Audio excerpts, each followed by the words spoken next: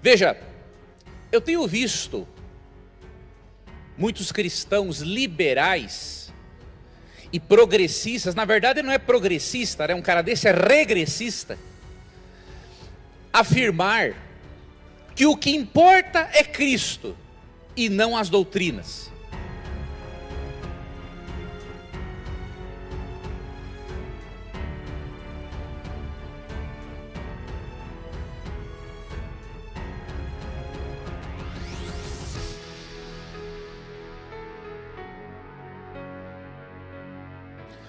Bom, se você não trouxe a Bíblia hoje, você vai se arrepender, porque nós vamos ler muitos textos bíblicos.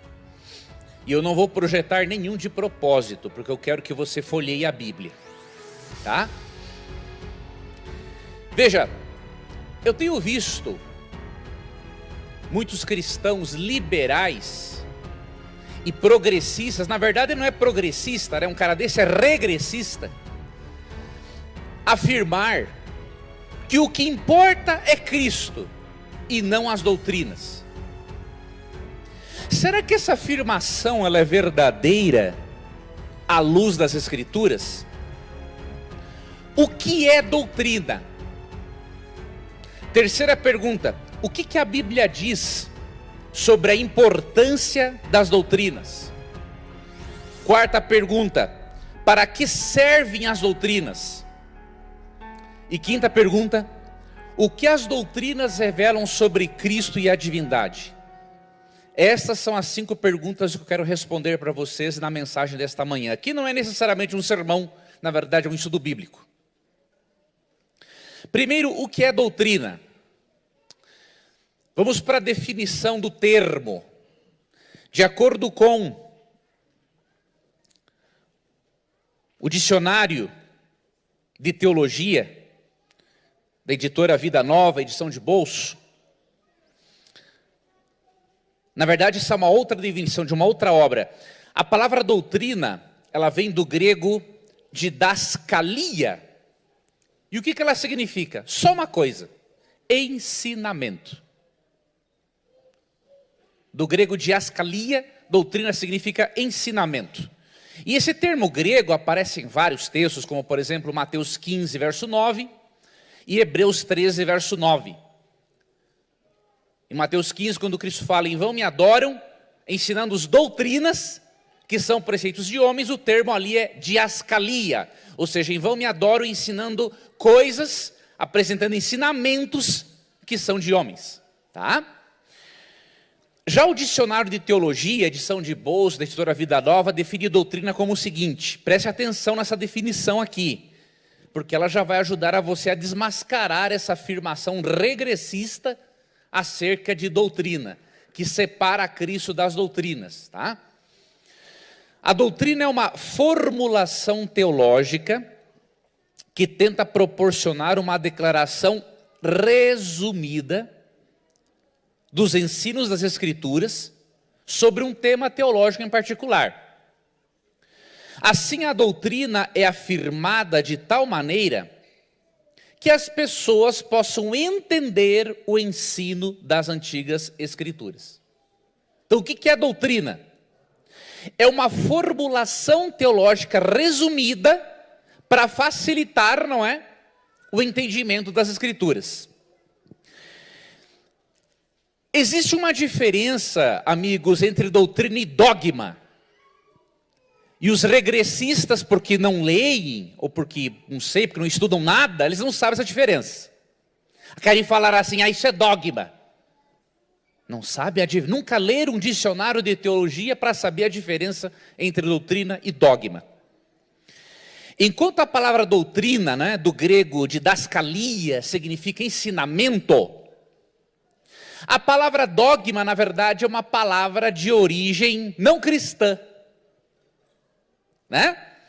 E ela significa um decreto, uma ordenança ou mandamento oriundo do governo.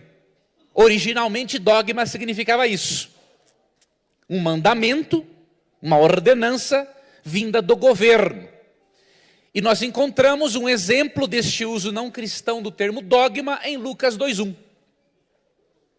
Ok?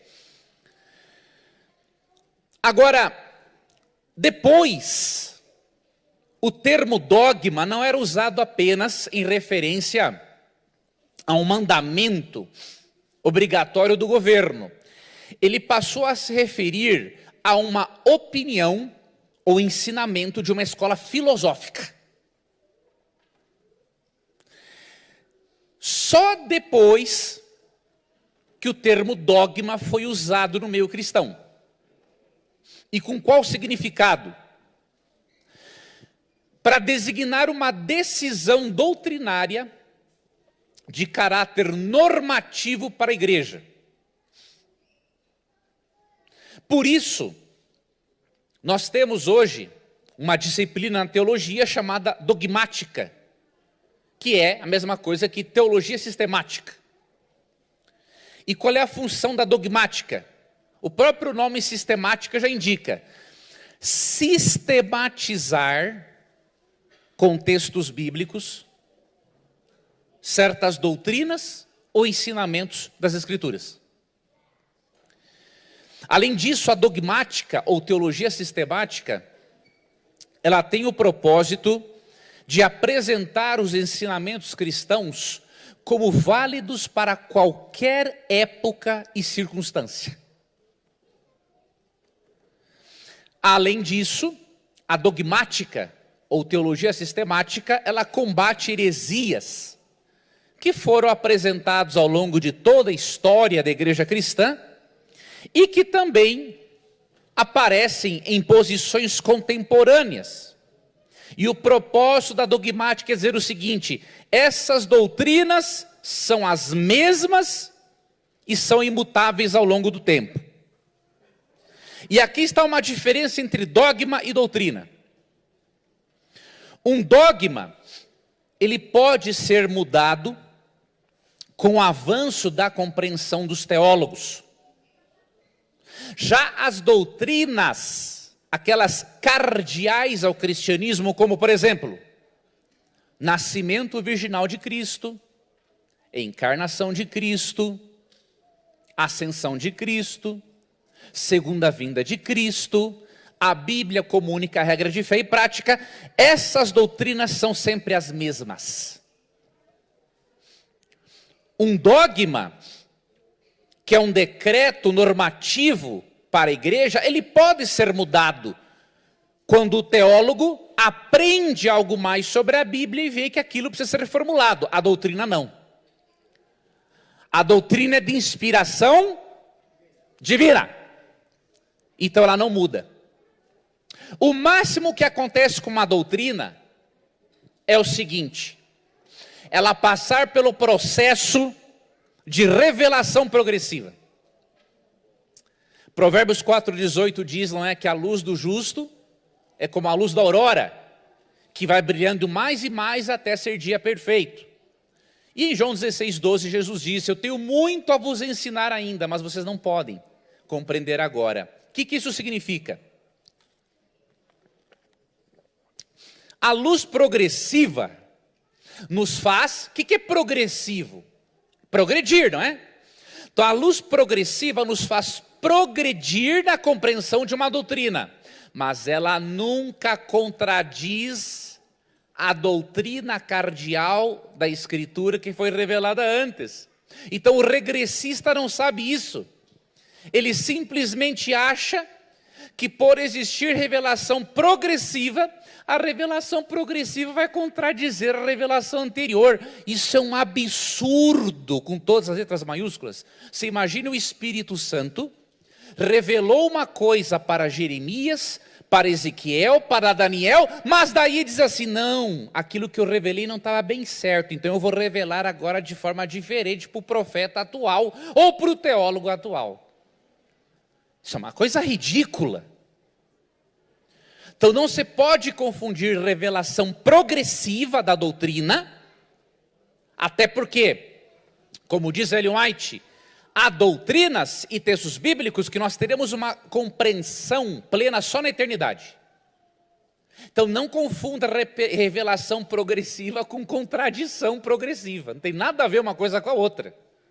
Desculpe o termo, mas o cara tem que ser muito burro para não fazer uma diferença dessa. Tá? Então, qual é a função da doutrina, entre outras coisas? Apresentar de forma resumida ensinamentos bíblicos e facilitar o entendimento desses ensinamentos para as pessoas. Simples assim. Essa é a definição de qualquer dicionário de teologia. Agora vamos ver, nessa segunda parte do sermão, o que a Bíblia diz sobre as doutrinas. Aqui a coisa vai mostrar o quanto o assunto é sério. Depois de eu ler esses textos aqui, se você continuar com essa ideia do que o que importa é Cristo e não as doutrinas, eu vou te dizer uma coisa. Eu vou ser muito franco com você. Deus vai cobrar de você muito pesado. Porque luz recebida e negligenciada também é cobrada. Você não vai ter mais desculpa para pensar nessa bobagem de que há separação entre Cristo e as doutrinas de Cristo.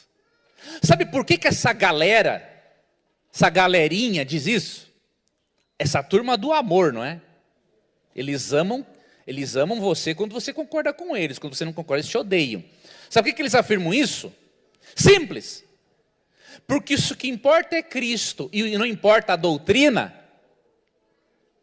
eu posso negar certas doutrinas que Cristo não abordou de forma clara, porque essas doutrinas não condizem com aquilo que eu gosto de fazer, ou não condizem com a minha opinião. Então é isso que essa turma hipócrita faz. Eu espero que não tenha nenhum hipócrita aqui dentro dessa igreja, e eu espero que nenhum internauta seja hipócrita. Se você for, Deus pode te ajudar a mudar, se você assim o quiser. A Bíblia e as doutrinas. Primeiro texto. Esse primeiro texto vai mostrar que não existe separação entre Cristo e suas doutrinas. Segunda carta de João, que tem só um capítulo, não é? Ou melhor, é a terceira carta de João, mas que tem só um capítulo. Mas vamos para a segunda carta de João. Não, também tem só um capítulo, verso 9. Queridos, vamos ler com atenção e lembre-se de uma coisa: muitas das principais verdades ditas num livro estão nas entrelinhas. Você e eu temos que aprender a ler as entrelinhas, não apenas aquilo que é óbvio.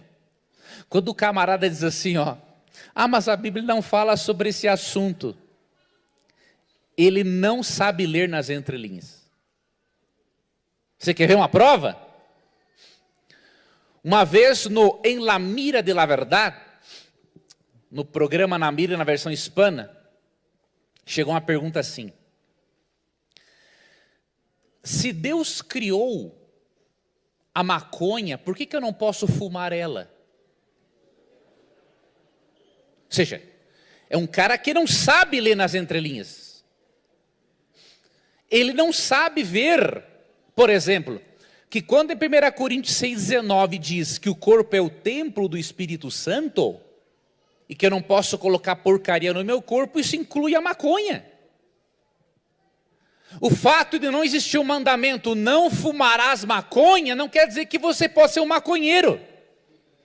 Ou seja, é um analfabeto funcional, eu não me canso de dizer isso. E eles ficam bravos quando eu digo isso. Mas eles são analfabetos funcionais, o que eu vou fazer? Um analfabeto funcional, ele não sabe ler nas entrelinhas. E ele lê e não entende o que lê. A coisa é séria, irmãos. Mas também, irmãos, como é que vai ser diferente? Um país que tem como patrono da educação Paulo Freire, outro analfabeto funcional, e que está na posição 80 e poucos a nível de educação mundial, como é que as pessoas não vão ser analfabetas funcionais? Me aponte um país do mundo que utiliza Paulo Freire. Ninguém é burro o suficiente, só o Brasil. Né? Paulo Freire, com aquele livro dele, A Pedagogia do Oprimido. E o aluno é um oprimido. Pelo amor de Deus. Né? Tem que estar mesmo abaixo de países africanos no nível de educação. Enquanto a Suíça está lá entre primeiro, segundo e terceiro, o Brasil está na posição 80 e alguma coisa. Então quem é que não vê que isso não funciona? Só quem não quer ver. Então, 2 João 1,9, lendo também nas entrelinhas, vamos deixar de lado vamos aprender a ler, irmãos. Sabe como é que se aprende a ler? Lendo. Quanto mais você ler a Bíblia, quanto mais livros você ler, mais você vai aprender a ler. Simples assim. Agora, se você não lê nenhum livro por ano, me desculpe, você é um asno. Né?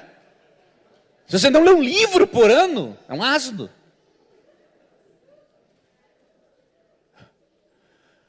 Warren Buffett, um dos megas milionários dos Estados Unidos, quando perguntaram para ele qual é o segredo da sua riqueza, de você ser bilionário, ele só falou uma coisa: o segredo da minha riqueza é o que eu leio 500 páginas por dia. Então se aprende a ler lendo. 2 João 1,9, todo aquele que ultrapassa a doutrina e nela não permanece, não tem Deus. O que permanece na doutrina, esse tem tanto o Pai como o Filho. Queridos, de acordo com essa definição, olha, não precisa nem saber ler muito bem para chegar a essa conclusão. A doutrina está aqui, a doutrina é de quem? Leia de novo. Todo aquele que ultrapassa a doutrina Então a doutrina é de quem? Se a doutrina é de Cristo, tem como separar Cristo da doutrina dele? Mas Cristo pregou o amor. Para de falar besteira. Cristo falou sobre juízo, falou sobre salvação, falou sobre segunda vinda, falou sobre morte, falou sobre vida eterna, falou sobre lago de fogo. Como é que você vai me dizer uma coisa dessa? Não existe, querido, separação entre Cristo e suas doutrinas, é uma coisa só. Porque o que é doutrina mesmo, do grego? Didascalia, ensinamento. Cristo ensinou ou não ensinou? Se ele ensinou, ele fez o quê? Doutrinou. Pelo amor de Deus, como é que não se percebe isso? Todo ensinamento que emana de Cristo é de Cristo e não tem como separar. Todo ensinamento de Cristo ele define um aspecto diferente do caráter dele, e nós vamos ver isso. Então, esse texto já serviria o suficiente para fazer o sermão finalizar e irmos para casa. Mas nós não vamos fazer isso, vamos ler mais textos. 2 João mesmo, só que agora o verso 10. Presta atenção. Se alguém vem ter convosco e não traz esta doutrina, não o recebais em casa, nem lhe deis boas-vindas. Ou seja, se a Bíblia diz que não é nem para receber em casa quem nega uma doutrina de Cristo, você não deve nem seguir esse herege numa rede social. Se você o faz, você é culpado de estar apoiando ele ou ela. Não é nem para receber em casa quem não traz a doutrina de Cristo. Qualquer um dos ensinamentos de Cristo. Não é só aqueles que eu gosto.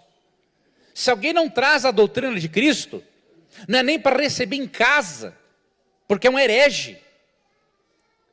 Não é ser mal educado, mas é você evitar a corrupção da sua mente e a mente da sua família. Então você vai seguir uma pessoa dessa numa rede social? Você não pode fazer isso. Você tem que cuidar da sua mente. Porque Provérbios 18, 21 diz, queridos, as palavras têm o poder da vida e da morte. Aquele que você segue numa rede social e aquilo que ele escreve tem um poder muito grande de moldar o tipo de cristianismo, de filosofia de vida que você vai ter. Vai moldar a sua cosmovisão. Isso vai afetar na sua vida e na sua salvação eterna.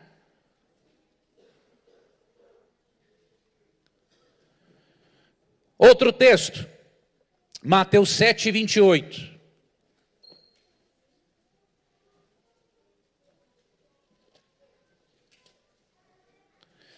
Irmãos, se alguém está achando esse discurso um pouco duro, eu peço desculpas, não é o meu propósito.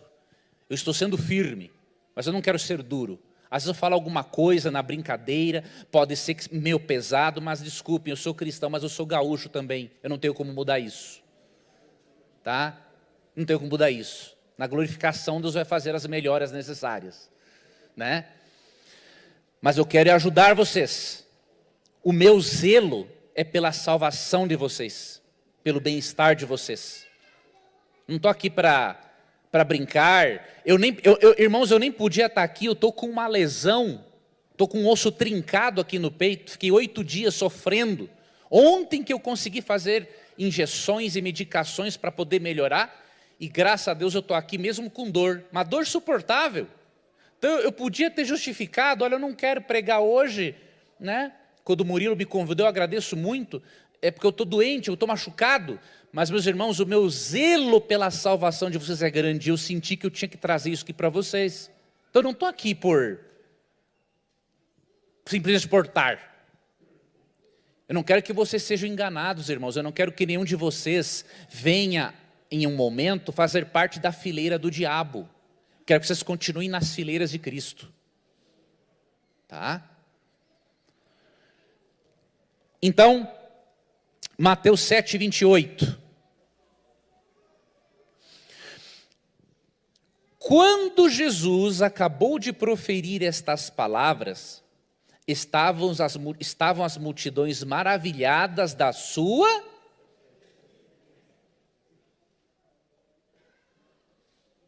Está difícil, irmãos, de entender o texto? Elas estavam maravilhadas só do seu amor? Como diz os regressistas, né?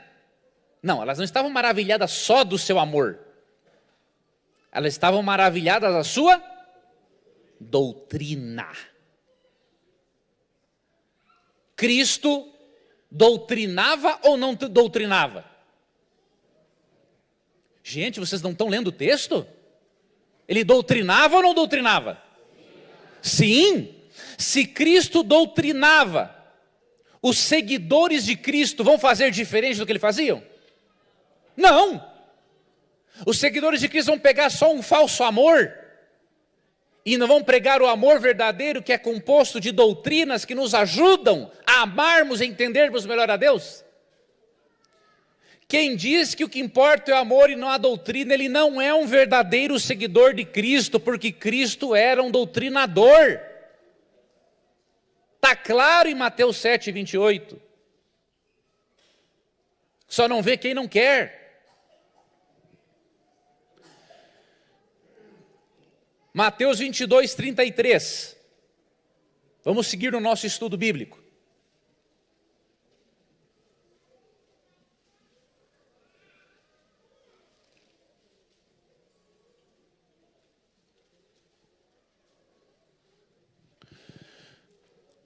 Ouvindo isto, as multidões se maravilhavam do amor de Cristo. É isso que diz o texto? Elas se maravilhavam do amor de Cristo. Não tinha alguém, e não pisou neste mundo alguém com mais amor do que Cristo. Mas, queridos, amor sem doutrina não há separação. A doutrina é uma manifestação do amor de Deus. Quando Deus te doutrina, Ele te ensina, Ele está manifestando algo do amor dEle por você. Tá? Então, as multidões se maravilhavam da doutrina de Cristo, queridos. Então, queridos, nós precisamos, os nossos sermões e dos nossos estudos bíblicos, fazermos com que as pessoas se maravilhem da doutrina de Cristo. Nas nossas redes sociais, nós precisamos fazer com que as pessoas se maravilhem das doutrinas de Cristo. Se nós não fizermos isso, nós não estamos cumprindo com a missão de um cristão. Outro texto. Você sabe qual é que era a base do amor de Cristo?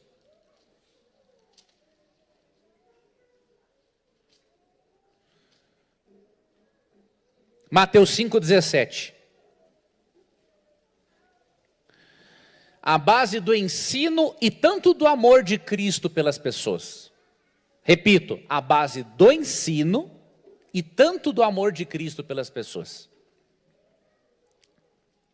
Não penseis que vim revogar a lei ou os profetas. Não vim para revogar, vim para cumprir. Cumprir do grego plerô, quer dizer completar, encher. Então não é mudar, é dar o verdadeiro sentido, tá? Então ele diz assim, ó, eu não vim revogar a lei de Moisés, que são os 5 primeiros livros da Bíblia, Gênesis, Êxodo, Levítico, Deuteronômio. Eu não vim revogar a lei de Moisés ou os profetas, o restante do Antigo Testamento. Eu vim plerô, ou seja, eu vim dar o verdadeiro sentido que vocês já haviam perdido há muito tempo. Então, qual é que era a base do amor de Cristo, dos seus ensinos, queridos? O Antigo Testamento. E no Antigo Testamento, irmãos, tem doutrina ou não tem doutrina? E se ele não veio tirar nenhum i e nenhum tio da lei de Moisés e do Antigo Testamento, é certa a alegação do que o que importa é Cristo na doutrina? Uma alegação falsa que nem o diabo é falso. Essa alegação surgiu na mente do diabo. Você não tem a dúvida nenhuma disso.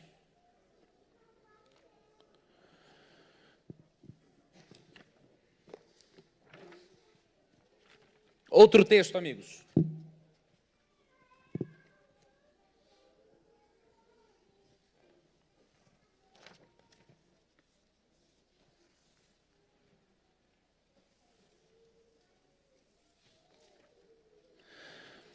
Mateus 15, 9.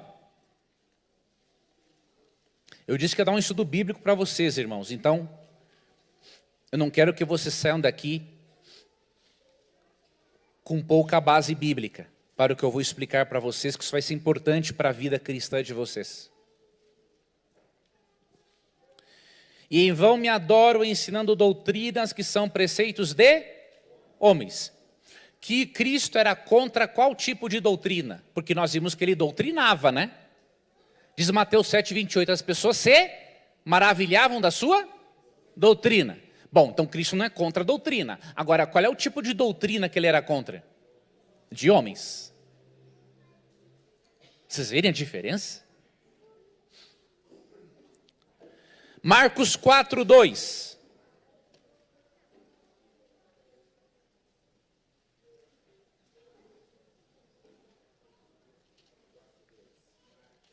Marcos, Evangelho de Marcos, capítulo 4, verso 2. Esse texto, irmãos, também é claríssimo, ó. Assim, lhes ensinava muitas coisas por parábolas, no decorrer do seu... Que palavra aparece aqui? Doutrinamento. Do grego, significa ensino. Não é só ensinar sobre o amor. É tudo aquilo que Cristo ensinou, que eu já mencionei. Autores que dizem que Cristo falou mais sobre o lago de fogo do que sobre o céu.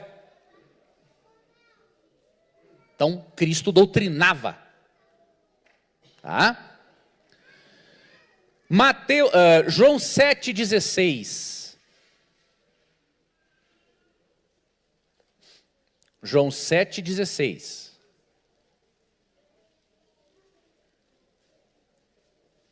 Agora você vai ver qual é a origem da doutrina.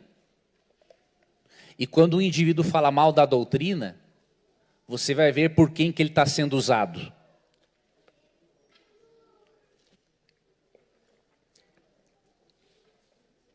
João 7,16. Respondeu-lhes Jesus: o meu ensino não é meu, e sim daquele que me enviou. O ensino, que é o mesmo que doutrina no grego, tem origem em quem, queridos? Em Deus. Então, quem nega o valor da doutrina, ele está sendo usado por Deus? Óbvio que não. Se você segue alguém numa rede social que fala isso, você tem que, olha, antes de sair da igreja, você tem que deixar de seguir essa pessoa.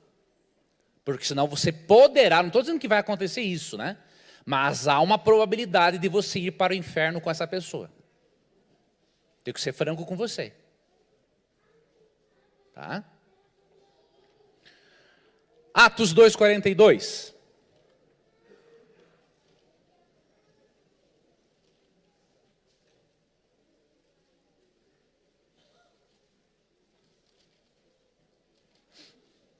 Vamos ver se os apóstolos fizeram diferente de Cristo.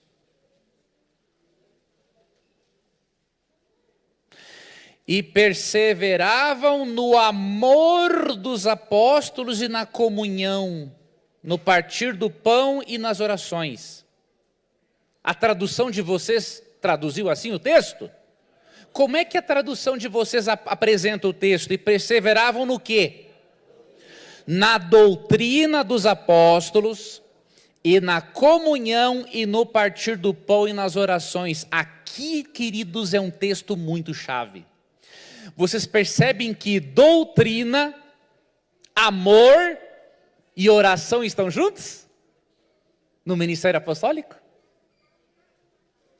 Doutrina, amor, porque eles partiam o pão, não só na Santa Ceia, mas você vê no decorrer de Atos que eles ajudavam muito uns aos outros. Então você vê doutrina, amor e oração.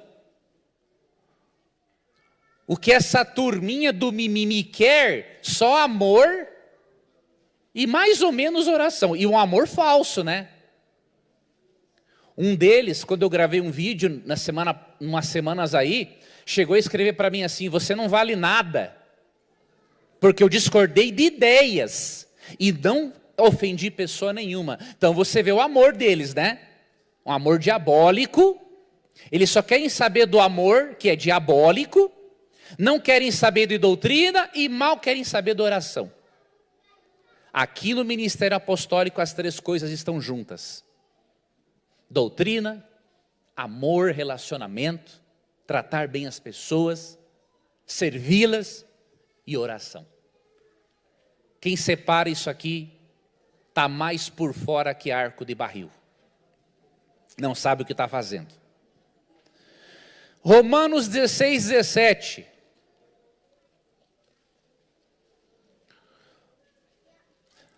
Ó, se você tem a Bíblia no celular, não tem problema. O importante é que você leia, tá? Eu quero que você leia. Lógico, folhear a Bíblia tem uma vantagem. Não quer dizer que você lendo na Bíblia você vai entender melhor do que quem lê no celular. Não tem nada a ver isso. A única vantagem da Bíblia é que você se familiariza melhor com a Bíblia e você pode achar os textos mais facilmente. Essa é a única vantagem, tá? Então não se culpe. Eu vim com a Bíblia no celular. Não. É a Bíblia, está ali, tá? Importante que você leia. Romanos 16:17. Rogo-vos, irmãos, aqui tem um conselho de Paulo, e ele roga, olha, ele não pede só simplesmente, ou aconselha, ele roga. Irmãos, que noteis bem aqueles que provocam divisões e escândalos, em desacordo com a doutrina que aprendestes, afastai-vos deles.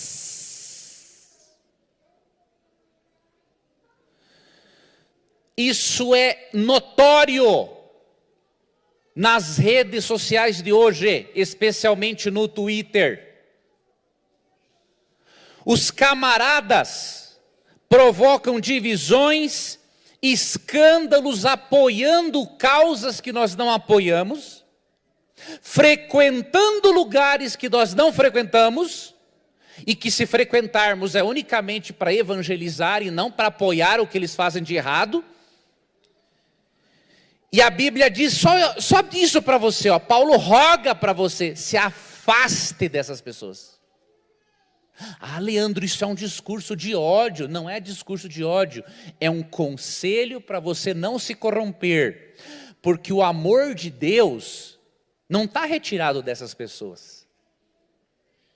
O Espírito Santo os ama, o Espírito Santo está trabalhando na vida deles, e o Espírito Santo vai continuar. Só que como você e eu não somos o Espírito Santo, e não temos, e temos que considerar o poder das palavras que pode gerar vida ou morte, então você e eu que não somos o Espírito Santo, e não temos uma força espiritual como Ele, que é Deus, o conselho é que nós nos afastemos.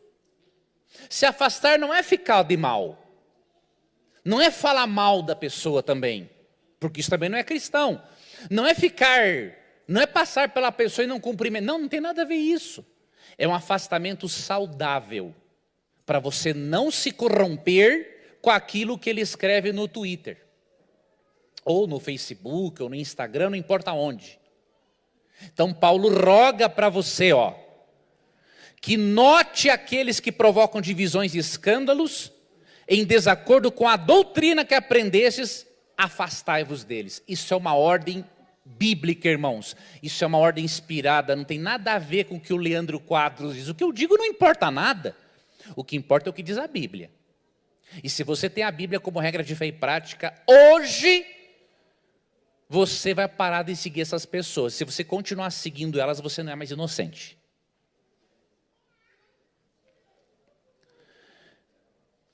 1 Coríntios 14, 6.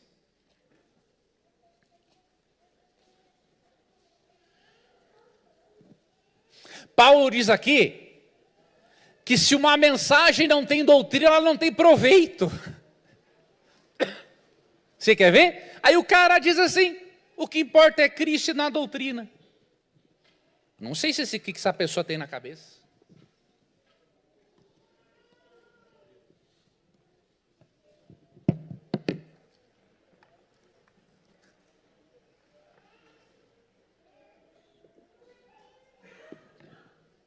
Primeira Coríntios 4, 14, na verdade, 6, olha bem.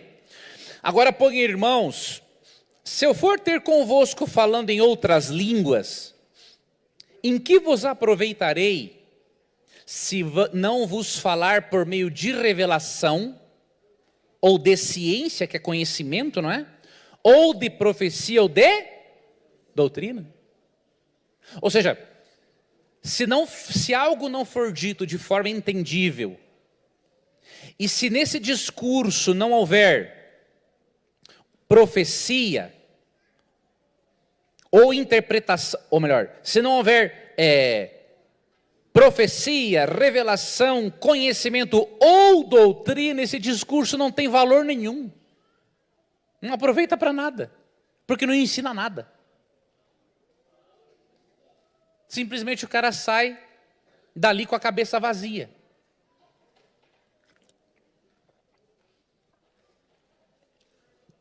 Efésios 4, 14.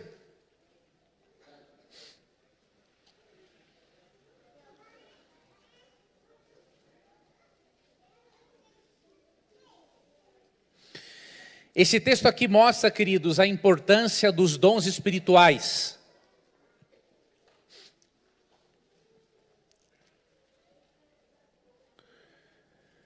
E ao desenvolvimento tanto dos dons quanto do conhecimento de Cristo e de suas verdades. E aí Paulo diz assim, ó, por que devemos exercer os dons espirituais? Por que devemos crescer como os cristãos, crescer no conhecimento, né? Para que não sejamos como meninos, agitados de um lado para outro e levados ao redor por todo o vento de doutrina, pela artimanha dos homens, pela astúcia com que induzem ao erro. Um dos segredos para vocês se precaverem dessas falsas doutrinas, desse tipo de declaração, não é? O que importa é Cristo nas doutrinas, sabe o que é? É você não ser um esquenta-banco na igreja. Porque quando você exercita o seu dom espiritual, você se fortalece na fé, porque você tem uma relação mais íntima com o Espírito Santo. Vou repetir. Quando você exercita o seu dom espiritual, você tem uma relação mais íntima com o Espírito Santo, e isso fortalece a sua fé. E aí você não é mais como uma criança agitada por qualquer lado, e que diz assim, agitada por todo o vento de doutrina. Ou seja, chegou uma novidade, já vai um grupinho atrás. Chegou a novidade, um camarada descobriu que o último Papa é o Papa Bento XVI. Lá vai a turminha de analfabeto funcional atrás dele. Ah, mas a Bíblia agora ensina que é possível viver sem pecar. Lá vai outra turma de analfabeto infuncional e que não estuda a Bíblia atrás dele. Ah, mas eu descobri que a Trindade não é Bíblia. Descobriu coisa nenhuma. Essa heresia, a igreja lida com ela, a igreja cristã, desde o primeiro século, e o cara acha que é novidade. Aí os que acham que é novidade, que não sabem nada de história cristã, lá vai outro grupinho de analfabeto funcionar atrás deles. É isso que Paulo que não quer que sejamos. Exercite seu dom espiritual e você não vai ser levado, como o vento leva facilmente qualquer pessoa por qualquer evento de doutrina.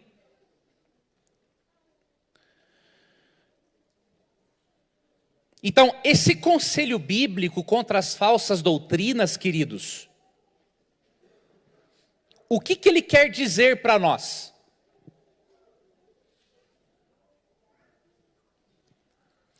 Se Paulo nos aconselha contra as falsas doutrinas, isso significa que existem doutrinas o quê? Verdadeiras. Se ele me aconselha contra as falsas, existem as verdadeiras. Então eu posso dizer que o que importa é Cristo e não as doutrinas? Isso é absurdo, porque em Mateus 24, Cristo disse que viriam muitos falsos, e o que os falsos profetas ensinariam? Falsas doutrinas. Então se os profetas ensinam falsas doutrinas, o que nós devemos aprender? As doutrinas certas. Eu estou tendo um devaneio aqui, irmãos, ou isso está claro? Isso está claro, irmãos? Não um devaneio. Né? 2 Tessalonicenses 2,15. Estamos terminando, irmãos. Irmãos, um estudo temático tem que ter vários textos. Um sermão não. Um sermão pode ter aí um capítulo, uma perícope. Né? O que é perícope? É um bloco de um assunto. Né? Então, só para te dar um exemplo, para você não ficar no ar. Que palavrão é esse perícope?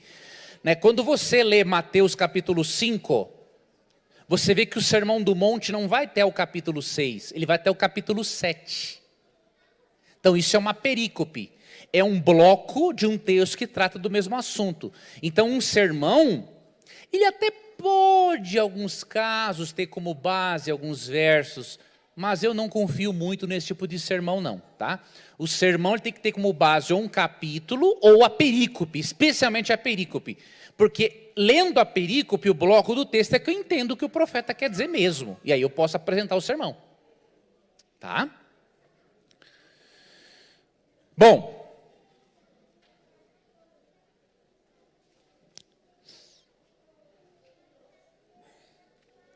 2 Tessalonicenses 2,15.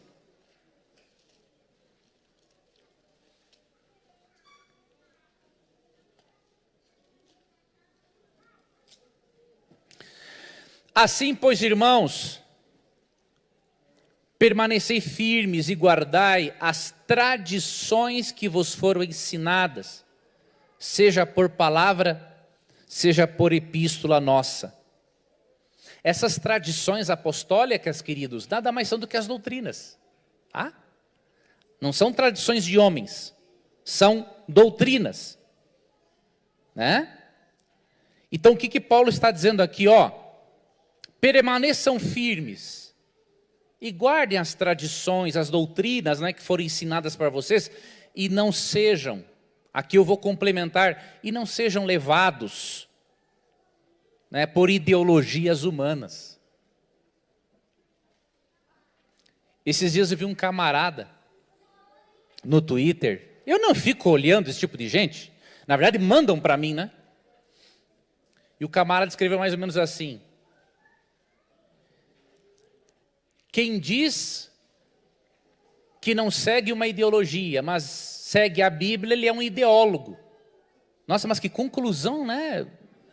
Assim, uma conclusão que um PhD só poderia tirar. Mas é óbvio, mas existe uma diferença. A ideologia bíblica é divina. Então eu quero ser um ideólogo que siga a ideologia bíblica, mas não vou seguir uma ideologia humana. Simples assim. Lógico que nós somos ideólogos, mas nós somos ideólogos de Cristo ou de Karl Marx?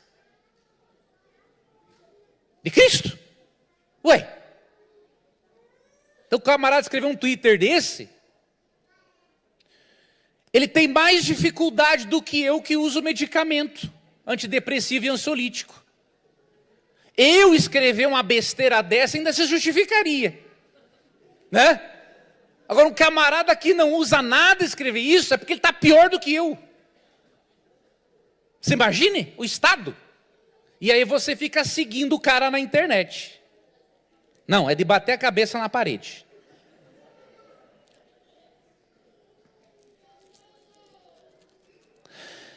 Primeira Timóteo 1,10, irmãos.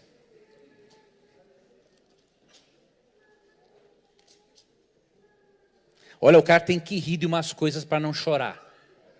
E para não bater a cabeça na parede, de raiva. 1 Timóteo 1,10. Impuros, sodomitas. Agora você sabe que tem gente no nosso meio defendendo casamento gay, né? Ele não sabe o que é a palavra sodomia. Ele não sabe, ele nunca leu um dicionário. Mas num outro momento eu vou pregar um sermão sobre isso. Fiquem tranquilos, tá? E eles também na internet, fiquem tranquilos. Vou pregar um sermão sobre isso, tá? Impuros, sodomitas, raptores de homens, mentirosos, perjuros, e para tudo quanto se opõe à sã doutrina. Aqui diz no contexto, no verso 9, que a lei de Deus é contra essas pessoas. A lei de Deus é contra, entre outras coisas, quem se opõe à sã doutrina. Então essa pessoa que se opõe à doutrina, ou que diz que o que importa é Cristo e não as doutrinas, ela está sendo condenada pela lei de Deus. Ela é condenada pela palavra de Deus.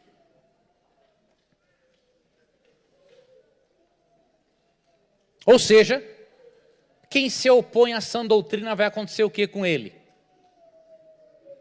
Vai se perder. Não tem outra alternativa.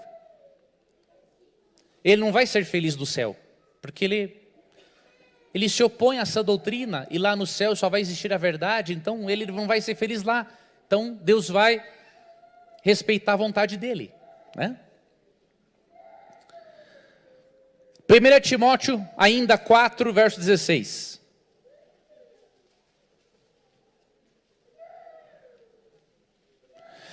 Tem cuidado de ti mesmo. Olha o conselho de Paulo a Timóteo, e que também é para nós, é óbvio.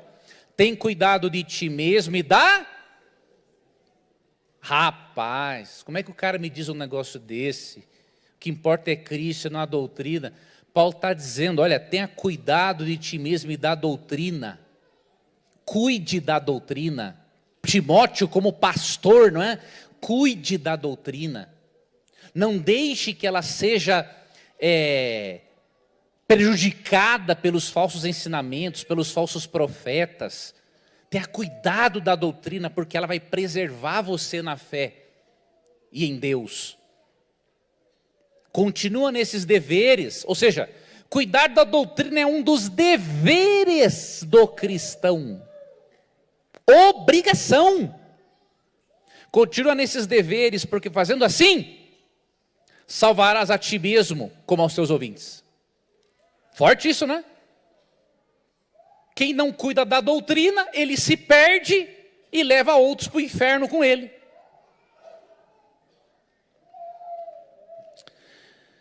Segunda Timóteo 4, versos 2 e 3.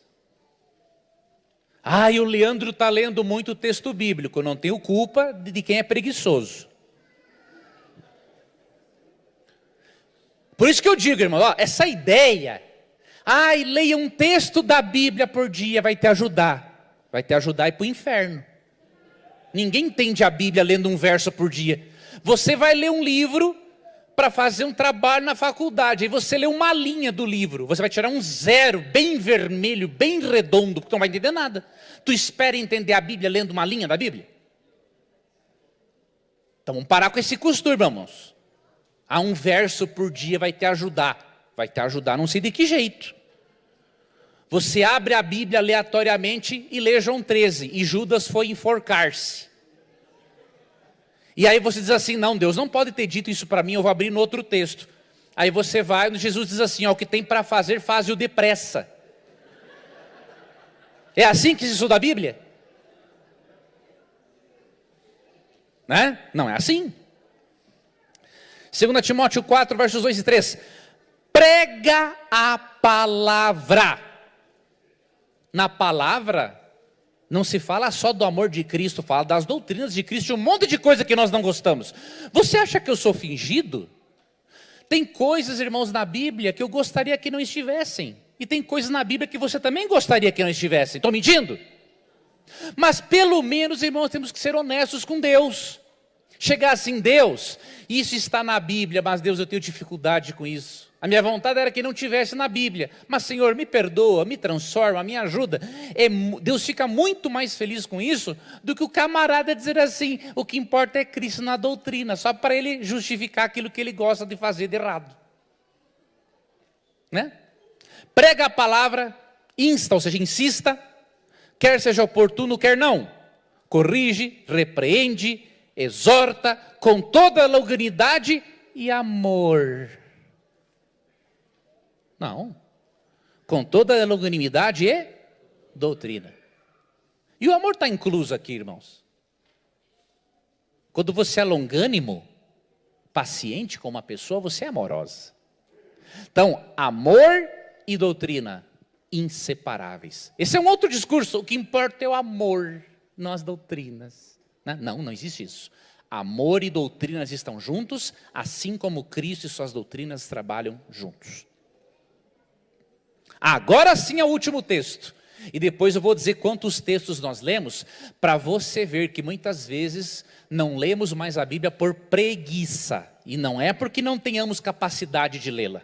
Depois eu vou mostrar para você quantos textos nós lemos. Tito 1,9. Não é o herege Tito que está aqui, viu? É a carta. Estou brincando. Tito não é herege, não. Parece, mas não é. Esse é um amigo, né? Amigo da onça. Tito 1,9.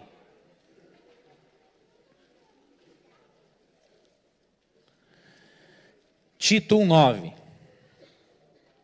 Apegado à palavra fiel, que é segundo a doutrina, de modo que tenha poder tanto para exortar pelo reto ensino, como para convencer os que o contradizem. Aqui você vê uma mistura de eu tenho que ser apegado à palavra, que é segundo a doutrina, eu tenho que conhecer, né, a doutrina, e eu tenho que ter o poder de Deus e da palavra para exortar pelo ensino e convencer os que o contradizem. Aqui já vem a apologética, que é a defesa da fé cristã. Uma vez um camarada escreveu, também no Twitter, né? Twitter é um lugarzinho nojento hoje em dia. Tomara que mude, né, agora. Um camarada diz assim, falando sobre mim, né? Olha ali um advogado de Deus. E a Bíblia manda, não é? Você exortar pelo ensino e convencer os que o contradizem.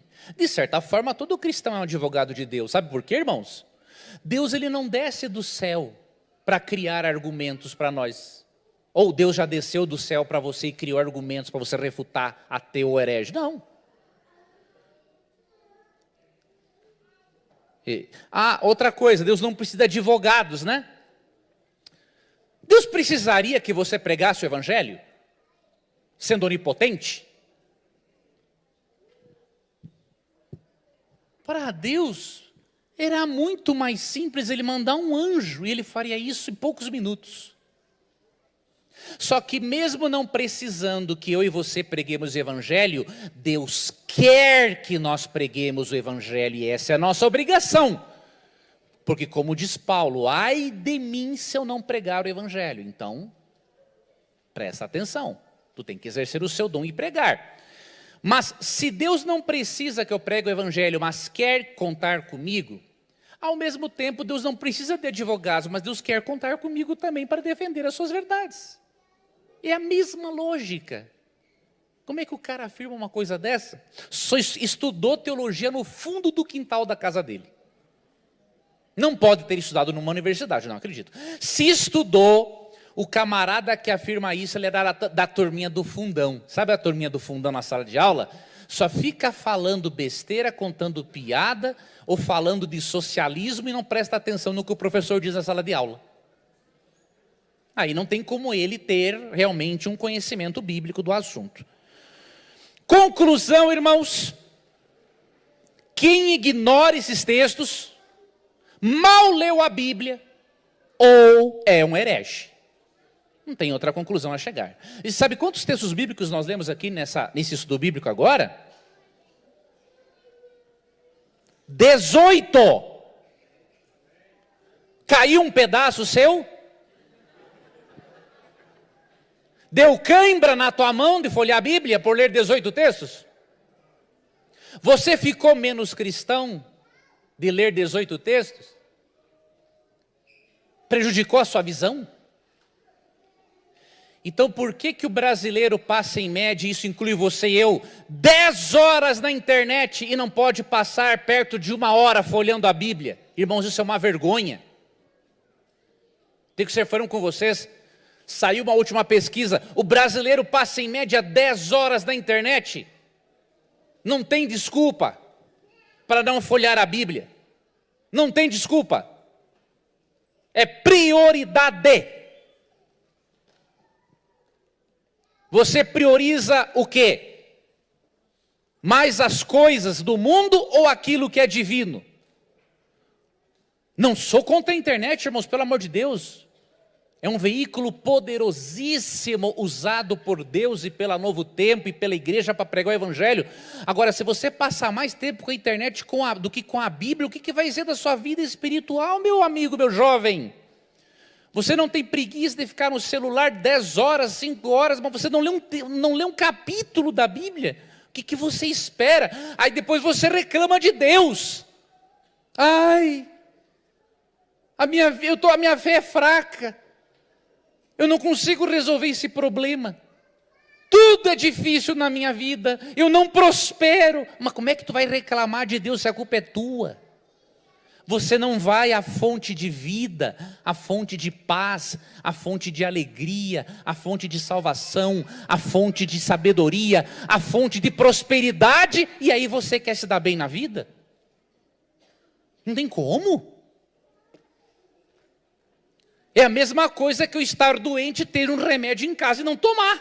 Vou ficar olhando para ele ali. Ver o que acontece com o remédio. Ele vai, de alguma forma, ele vai atuar no meu organismo. Não vai acontecer isso. Se você só olha para a Bíblia e não folheia, é a mesma coisa que nada. Lemos 18 textos bíblicos e não caiu pedaço de ninguém. Se caiu, depois você me avisa. Caiu, eu vou ver o que aconteceu, vou pedir uma explicação médica, científica para esse fato, né? E para finalizar, irmãos, para que servem as doutrinas? E aqui eu não vou ler os textos, porque eu já passei um pouquinho do tempo. Não que eu passe do tempo total, mas eu vou passar do tempo se eu ler esses textos. Então eu vou deixar só as referências. E vai ficar na internet essa mensagem, tanto no canal da igreja, quanto no meu canal também. Você pode depois pegar esses textos e conferir. Bom, primeiro de tudo, aqui é um conceito que eu gostei muito. As doutrinas da Bíblia, vamos ver para que servem elas. Nos ensinam sobre Deus, o pecado, o bem e o mal, Jesus, a salvação, a vida eterna e como o cristão deve viver. Essa é a função das doutrinas. Nos ensinar sobre Deus, sobre o pecado, sobre o bem e o mal, sobre Jesus, sobre a salvação, sobre a vida eterna e como que o cristão deve viver. E além disso, as doutrinas têm as seguintes funções. Vou citar o texto e o conceito e não vou ler o verso, tá? Por causa do tempo. Primeira função da doutrina, em João 5, 46 e 47. Direcionar as pessoas a Cristo, a fim de que possam crer e se relacionar melhor com Ele. Ele diz assim ali no texto: se vocês não creem em Moisés, como que vocês vão crer em mim? Se ele escreveu a meu respeito. Então os ensinos, as doutrinas de Moisés ajudam você a crer em Jesus e a se relacionar melhor com Ele. Como é que a doutrina não é importante? Outro, Mateus 24, 24, Judas versos 13 e 4. A doutrina é importante para refutar as heresias e nos proteger dos falsos profetas. Porque eles têm doutrinas falsas, então temos que conhecer as verdadeiras. Mateus 28, 20. A doutrina é importante para fortalecer os novos discípulos e convertidos. Vocês lembram que depois que Cristo fala para batizar em nome do Pai, do Filho e do Espírito Santo, no verso 19, no verso 20 ele fala assim: ensinando-os a guardar todas as coisas. Então é muito importante o ensino doutrinário, porque ele também fortalece os novos discípulos. E isso é discipulado. Tá? Então isso também é importante. E aí, queridos, essa citação do irmão White eu vou ler, porque essa é forte. No livro Evangelismo, páginas 363 e 364, Ellen White diz o seguinte, eu vou resumir a ideia e vou ler o texto. A doutrina é importante, presta atenção nisso, para proporcionar um conhecimento inteligente da verdade. O que isso quer dizer? Vamos ler nas entrelinhas, irmãos. Um conhecimento inteligente e não medíocre ou burro da verdade. Vamos ler o que diz o Evangelismo.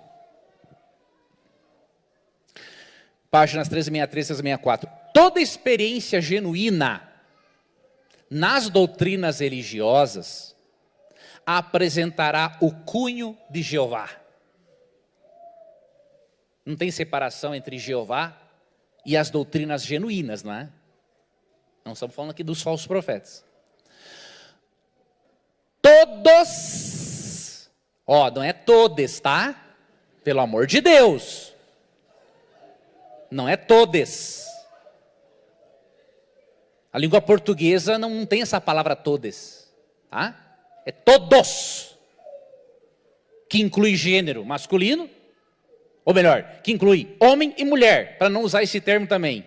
Todos inclui todos, homem e mulher, tá?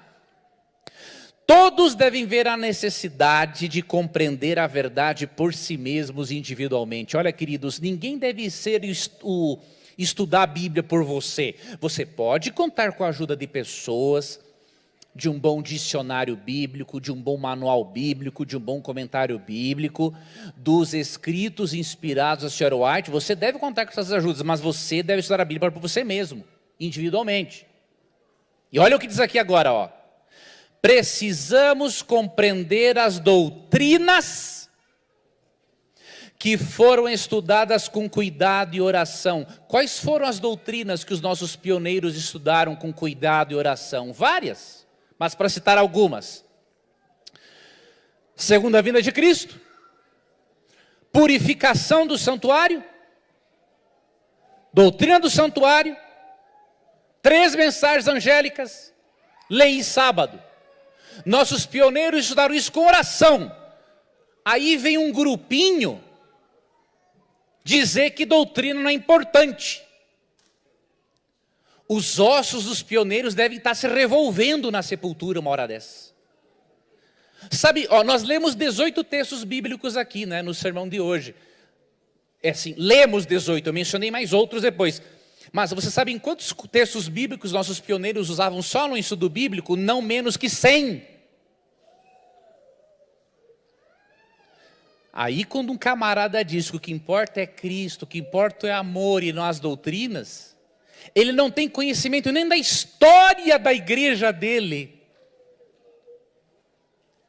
Ele não conhece nada nem da história da igreja dele, que os pioneiros da igreja dele, num único estudo bíblico, usavam entre 100 textos bíblicos ou mais, para entender um assunto. E ela continua. Então, ela diz que precisamos ou não compreender as doutrinas? Sim, precisamos compreender as doutrinas que foram estudadas com cuidado e oração. Eles não estudaram de qualquer jeito, queridos. Eles passavam noites inteiras estudando e orando. E quando não tinha mais solução, quando eles não conseguiam mais aguentar tanto estudo, aí Deus dava uma visão para a senhora White para confirmar se eles estavam ali no caminho certo do estudo. Que bênção. A luz que me foi dada tem acentuado deveras que muitos hão de sair de nós. Olha aqui o perigo, que já está acontecendo hoje. Muitos hão de sair de nós, dando ouvidos a espíritos enganadores e a doutrinas de demônios. O Senhor deseja que toda alma que professa crer na verdade tenha um conhecimento inteligente, não é um conhecimento burro, medíocre. Conhecimento inteligente não envolve só falar que Cristo importa e não as doutrinas. Conhecimento inteligente não envolve falar que o que importa é o amor e não as doutrinas. Conhecimento inteligente envolve amor, estudo, reflexão naquilo que eu estou fixado em aprender. Tenha um conhecimento inteligente do que seja verdade. Levantar-se-ão falsos profetas e enganarão a muitos. E da onde eles sairão mesmo? Muitos hão de sair de nós. Será sacudido tudo quanto possa ser sacudido. Irmãos, a sacudidura já começou há muito tempo. O que acontece é que vai haver uma intensidade bem maior no momento do decreto ali dominical. Ali vai ter uma intensidade maior. Ali vai ter uma sacudidura ainda mais forte, até um pouco antes, para ver quem é de Deus e quem não é. Porque uma coisa é ser adventista do 7º dia, outra coisa é ser adventista só no 7º dia. Esses vão cair fora. Queridos, e já está havendo a sacudidura, mesmo que a sacudidura final ocorra depois. Então você tem que ter muito cuidado. Muitos grandes homens, grandes pastores, grandes cantores estão sendo sacudidos e caindo fora. E você? Você vai escolher permanecer sendo trigo ou você vai se transformar num joio que vai cair fora quando for sacudido? Não cumpre então a cada um compreender as razões de nossa fé? Compreender as razões da fé envolve estudo, doutrina. Em lugar de haver tantos sermões, olha que coisa forte, em lugar de haver tantos sermões, não que ela é contra os sermões, né? Mas em lugar de haver tantos sermões, deve haver mais acurado estudo da palavra de Deus, abrindo as Escrituras texto por texto e procurando fortes evidências que apoiam as doutrinas fundamentais que nos trouxeram ao ponto em que nos encontramos hoje, sobre a plataforma da verdade eterna.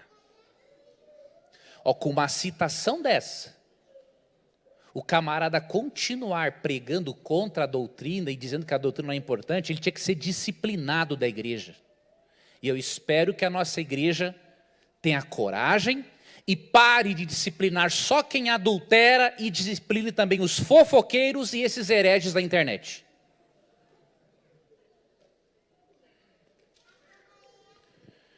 E outra função da doutrina, para exaltar a Cristo como centro de toda a teoria e argumentação.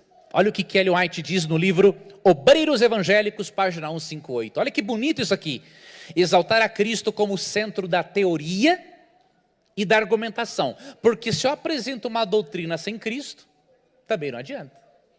Porque Cristo e as doutrinas estão o quê? Juntos.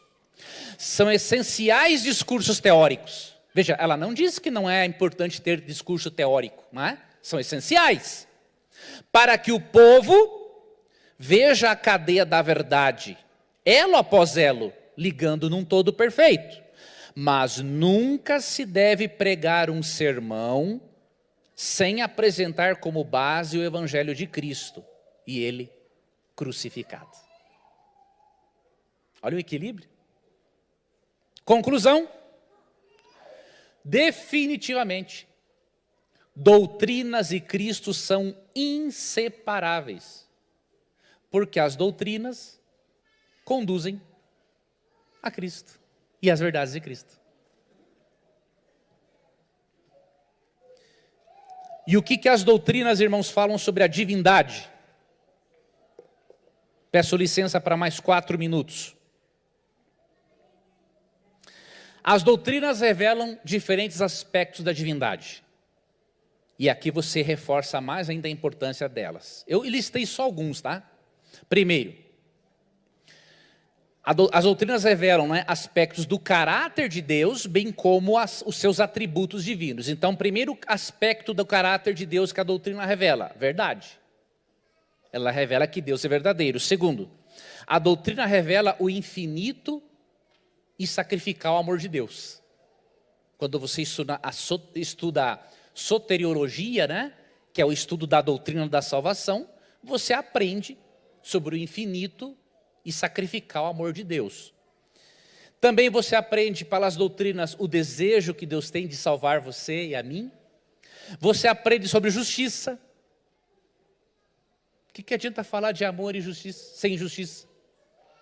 Amor sem justiça é libertinagem. Justiça sem amor é legalismo. Uma coisa está de mãos dadas com a outra. A doutrina também revela a bondade de Deus. A doutrina revela a misericórdia de Deus. A doutrina revela o perdão de Deus. A doutrina revela a preocupação de Deus conosco em qualquer aspecto da nossa vida. A doutrina revela agora atributos, não é? A onipotência de Deus, a onisciência de Deus, a onipresença dele. Como que nós poderíamos ter tanta fé em Deus, amigos, se nós não tivéssemos um estudo doutrinário que nos mostrasse que Deus é onipotente, onisciente, onipresente? A doutrina revela que Deus é o Criador e mantenedor do universo. A doutrina revela que Cristo é o vencedor no conflito cósmico. A doutrina revela que nós temos um sumo sacerdote no céu, no santuário celestial, em favor dos pecadores. A doutrina revela a segunda vida de Cristo. E a doutrina revela os planos eternos de Deus para os seus salvos, para os seus filhos. Conclusão do sermão. Sigamos, queridos, o conselho inspirado de Paulo em 1 Coríntios 4:6, não ultrapasseis o que está escrito, a fim de que ninguém se ensoberbeça a favor de um em detrimento do outro. Não diga aquilo que a Bíblia não diz. não ultrapasse o que está escrito. Segunda conclusão, não há como pregar a palavra sem falar de Cristo e das doutrinas de Cristo, porque elas revelam aspectos do caráter de Cristo. Terceira conclusão, que é a de 2 Timóteo 4,2. Prega a palavra, insista, quer seja oportuno, quer não, corrige, repreende, exorta com toda a longanimidade e doutrina. Ou seja, longanimidade, amor e doutrina trabalham juntos. E quarta conclusão, Tito 2,1. Tu, porém, fala o que convém à sã doutrina. Não fale nada que não esteja de acordo com a sã doutrina. Portanto, queridos, o correto, lembram do título do sermão? O que importa é Cristo e não as doutrinas? Vamos corrigir agora esta frase, depois de lermos todos esses textos? O que importa é Cristo e suas doutrinas. O que importa é Cristo no seu santuário celestial.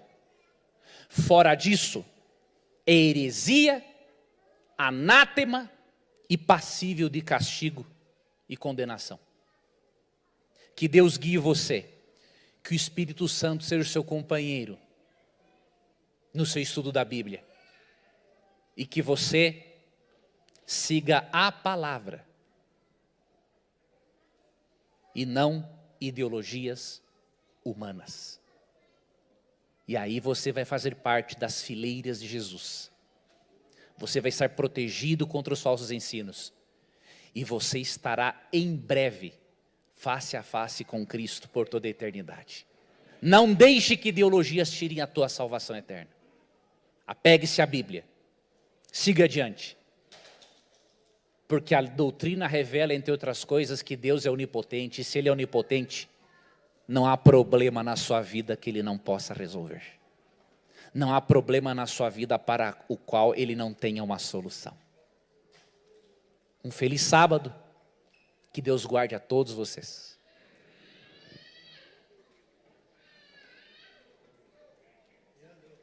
Oração. Vamos fazer, queridos, a oração final. Vamos ficar em pé?